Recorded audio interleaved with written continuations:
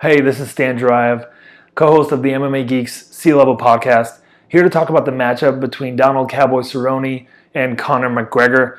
It's a particularly interesting one because if you look at each guy's strengths, you tend to conclude that those are the exact strengths that you would need in order to beat the other guy, but they each have that dynamic playing in their favor. So I think the question is, which of these strengths are going to be valued more in the matchup when they finally stand in front of each other in the octagon, and how the fight is going to play out. So let's first delve into each guy's strengths and weaknesses and how that bodes with the opponent's strengths and weaknesses.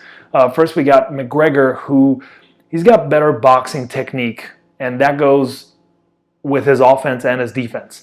He's got more power in his left hand. He sets up his left hand very, very well. He's got good head movement and excellent counter striking. Whereas Cerrone also has pretty good hands, but his head doesn't move nearly enough, and his footwork isn't nearly as evasive as it could be. The power advantage is certainly going to go to McGregor here when it comes to the hands. He's gotten the majority of his finishes with that left hand, whereas Cerrone also has good hands, but his defense is not nearly up to the same par. However, Cerrone has the better kicking game. And McGregor, even though his kicking game looks flashy on paper, not really effective. He doesn't really hurt a whole lot of guys with his tie kicks or his round kicks, his spin kicks. That kicking game from McGregor is really just mostly a setup for him to land that left hand of his. Cerrone finishes guys with his legs. The majority of his knockouts have been set up with either the body kick or the head kick. Another thing that I think will play a factor here is that McGregor is 5 years younger than Cerrone. Cerrone has a lot more experience, right? That's where that goes to his favor. But McGregor's taken a lot less punishment, certainly in the last couple of years. However, back to Cerrone, he has been a lot more active. Shortly after getting roughed up by Tony Ferguson in their matchup, 3 months later he fought Justin Gaethje and he got knocked out. And now here we are 4 months after that, and he's about to come into a fight against Conor McGregor, who's another knockout artist. All of these variables lead me to believe that Cerrone's overactivity, Cerrone coming off of 2 losses, is probably a bigger detriment to him than the fact that McGregor has been largely inactive for a couple of years. The majority of McGregor's losses have been by submission, and that's where Cerrone shines. He's got 17 wins by submission, whereas every one of McGregor's 4 losses has been by submission.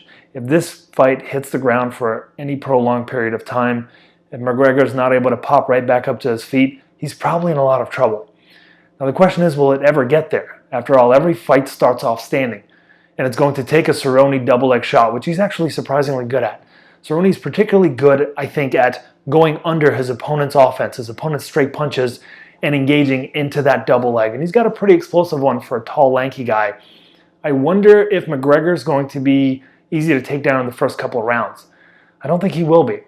Pressure is one of the things that Cerrone does not do well against. Cerrone tends to do well when he can wade forward with his offense, when he can wade forward with his combos, ending with kicks.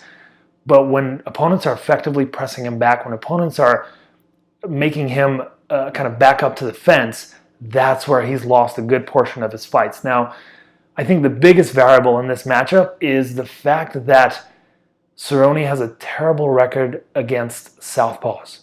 Believe it or not, Cerrone's record against left-handed fighters is 5 wins, 9 losses. I think that's probably the biggest factor in this matchup. And when Cerrone loses to southpaws like Darren Till, like Rafael dos Anjos, he tends to do it in the very early portion of a fight. That pressure, coupled with the southpaw game, has really given Cerrone a lot of trouble throughout his career. McGregor knows to apply pressure. He knows the southpaw game is exactly what he fears. Let's think about it this way. Cerrone has 10 losses in the UFC, and 8 of them were to fighters that were in the southpaw stance when they finished Cerrone. Leon Edwards, Darren Till, Robbie Lawler, Rafael dos Anjos, Anthony Pettis, Nate Diaz, these are all southpaws. And I think that's probably the biggest variable in this matchup.